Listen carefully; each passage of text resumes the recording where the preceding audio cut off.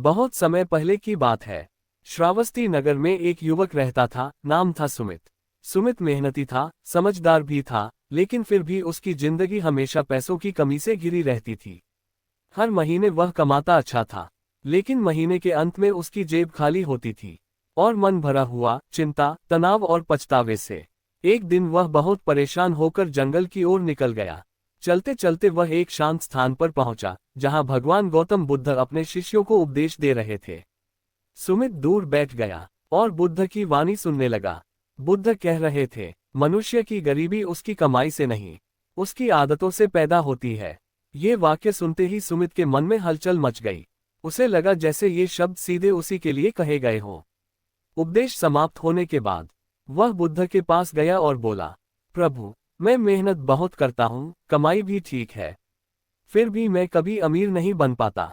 मेरे पास पैसे टिकते ही नहीं। बुद्ध मुस्कुराए और पास रखे एक मिट्टी के घड़े की ओर इशारा किया। उन्होंने कहा, इस घड़े में पानी भरो। सुमित ने घड़ा उठाया और पास की नदी से पानी भर लाया।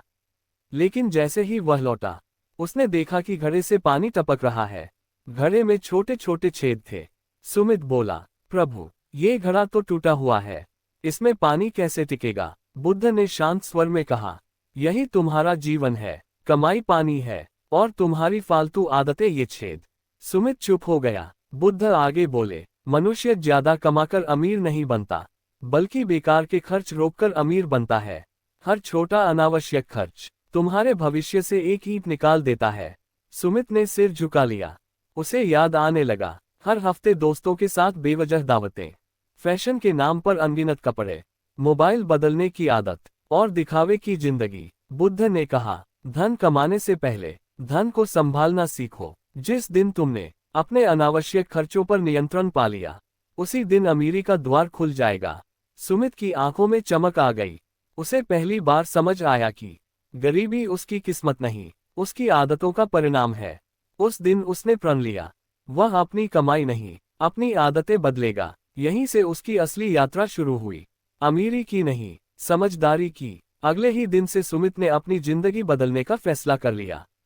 उसने सबसे पहले एक कागज और कलम उठाए और अपने पूरे महीने के खर्च लिखने बैठ गया। जैसे जैसे वह लिखता गया, उसका माथा झुकता गया। उसे पता चला कि उसकी कमाई का आधे से ज्यादा हिस्सा उन चीजों पर जा रहा था जिनकी उसे सच में जरूरत ही नहीं थी। महंगे जूते, हर वीकेंड होटल का खाना, नए नए गैजेट्स और दूसरों को दिखाने के लिए किए गए खर्च। उसी शाम वह फिर बुद्ध के पास पहुंचा। विनम्र होकर बोला, प्रभु, मैंने अपने खर्च लिखे। मुझे समझ आ गया कि मैं खुद ही अपनी गरीबी बना रहा था। बुद्ध मुस्कुराए और बोले, समझ पहला कदम है, संयम दूसरा और निरंतरता तीसरा। सुमित ने पूछा, प्रभु, संयम कैसे लाऊं? बुद्ध ने पास खड़े एक शिष्य को बुलाया और उससे एक दीपक जलाने को कहा। फिर बोले, देखो इस दीपक को, अगर इसमें तेल सही मात्रा में डालोगे तो ये पूरी रात जलेगा, लेकिन अगर तेल बेवजह बहा दोगे तो दीपक आधी रात में ही बुझ जाएगा। सुमित ध्यान से सुन रहा था। बुद्ध ने कहा, तुम्हारी कमाई तेल है, तुम्हारा जीवन दीपक, और फिजूल खर्ची वह हवा है जो दीपक को समय से पहले बुझा देती है। इन शब्दों ने सुमित के मन पर गहरी छाप छोड़ दी। उसने उसी दिन 3 नियम बनाए। जरूरत और इच्छा में फर्क समझूंगा, हर महीने कम से कम थोड़ा धन बचाऊंगा, दिखावे के लिए कभी खर्च नहीं करूंगा। शुरुआत आसान नहीं थी, दोस्त हंसते थे, कभी कभी मन भी डगमगाता था, लेकिन हर बार उसे बुद्ध की बात याद आती, संयम ही सच्ची स्वतंत्रता है। धीरे धीरे बदलाव दिखने लगा। महीने के अंत में उसकी जेब खाली नहीं होती थी, उसके मन में शांति आने लगी। उसे पहली बार महसूस हुआ कि अमीर होना सिर्फ पैसे का खेल नहीं, आदतों का खेल है। अब सुमित समझ चुका था, कमाना भाग्य हो सकता है, लेकिन बचाना बुद्धि है, और उसकी बुद्धि अब जाग चुकी थी। समय धीरे धीरे बीतने लगा। सुमित के छोटे छोटे बदलाव अब बड़े परिणाम दिखाने लगे थे। जहां पहले महीने के अंत में चिंता होती थी, अब वहीं संतोष रहने लगा। एक दिन उसने अपनी छोटी सी बचत गिनी। राशि बहुत बड़ी नहीं थी, लेकिन उसके लिए वह किसी खजाने से कम भी नहीं थी, क्योंकि ये पहली बार था जब पैसे उसके पास रुके थे। उसी खुशी में वह फिर बुद्ध के पास पहुंचा। उसने कहा, प्रभु, अब मैं थोड़ा धन बचाने लगा हूं, मन में शांति भी है, लेकिन क्या यही अमीरी है? बुद्ध ने पास पड़े एक बीज को उठाया और सुमित की हथेली पर रख दिया। फिर बोले, यह क्या है? सुमित बोला, बीज है प्रभु। बुद्ध ने कहा, अगर तुम इसे खा जाओगे तो एक दिन का पेट भरेगा, लेकिन अगर इसे बो दोगे तो वर्षों तक फल देगा। सुमित कुछ पल सोचता रहा, फिर उसकी आंखों में समझ की चमक आ गई। बुद्ध बोले, बचत करना पहला कदम है, लेकिन बचत को सही जगह लगाना असली बुद्धिमानी है। धन को सिर्फ जमा मत करो, उसे बढ़ाना भी सीखो। उस दिन सुमित ने एक और संकल्प लिया। वह अपनी बचत का एक हिस्सा सीखने में लगाएगा, नई कौशल, नई जानकारी, ताकि उसकी कमाई भी बढ़ सके। अब उसका ध्यान सिर्फ खर्च रोकने पर नहीं था, बल्कि खुद को बेहतर बनाने पर था। उसने किताबें पढ़नी शुरू की, अनुभवी लोगों से सलाह ली और अपने काम में निपुणता बढ़ाई।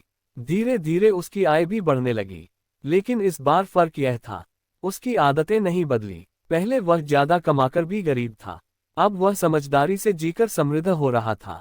उसे एहसास हो गया था, अमीरी जेब में आने से पहले दिमाग में आती है। और अब सुमित का दिमाग जाग चुका था, उसकी सोच बदल चुकी थी और यही उसकी असली दौलत बन रही थी। कुछ वर्षों के भीतर सुमित की जिंदगी पूरी तरह बदल चुकी थी। अब उसके पास सिर्फ बचत ही नहीं थी, बल्कि एक स्थिर आय, आत्मविश्वास और सबसे बड़ी बात, संतोष था। लेकिन एक दिन उसके मन में फिर प्रश्न उठा, क्या सिर्फ अपने लिए कमाना ही पर्याप्त है? ये सवाल लेकर वह फिर बुद्ध के पास पहुंचा। बुद्ध ने उसकी आंखों में झांका और मुस्कुराए, जैसे वे पहले से ही उसके मन का द्वंद्व जानते हो। बुद्ध ने कहा, सुमित, जब नदी बहती है तो वह सिर्फ अपना मार्ग नहीं बनाती, वह रास्ते में आने वाली धरती को भी हरा भरा करती है। अगर नदी रुक जाए तो वह सड़ जाती है। सुमित ध्यान से सुन रहा था। बुद्ध आगे बोले, धन भी नदी की तरह है, अगर वह सिर्फ तुम्हारे पास रुका रहेगा तो तुम्हारे भीतर अहंकार पैदा करेगा, लेकिन अगर वही धन किसी के काम आ जाए तो वह पुण्य बन जाता है। इन शब्दों ने सुमित के मन को छू लिया। उसे याद आया कि कभी वह भी संघर्ष में था, और अगर उसे सही मार्गदर्शन न मिला होता तो शायद वह आज भी चिंताओं में घिरा होता। उस दिन से उसने एक नया नियम बनाया, अपनी कमाई का एक छोटा हिस्सा जरूरतमंदों की मदद के लिए रखेगा। शुरुआत छोटी थी, कभी किसी बच्चे की किताबें दिला देता, कभी किसी बुजुर्ग की दवा, लेकिन हर बार उसे जो शांति मिलती वह किसी भी महंगी चीज से बड़ी होती। धीरे धीरे उसे समझ आने लगा, असली अमीरी सिर्फ जमा करने में नहीं, बल्कि बांटने में भी है। अब सुमित के पास धन था, समझ थी और करुणा भी। वह जान चुका था, जिस धन में दूसरों की मुस्कान जुड़ जाए वही धन सबसे पवित्र होता है। उसकी यात्रा अब केवल अमीर बनने की नहीं रही, बल्कि अर्थपूर्ण जीवन की बन चुकी थी।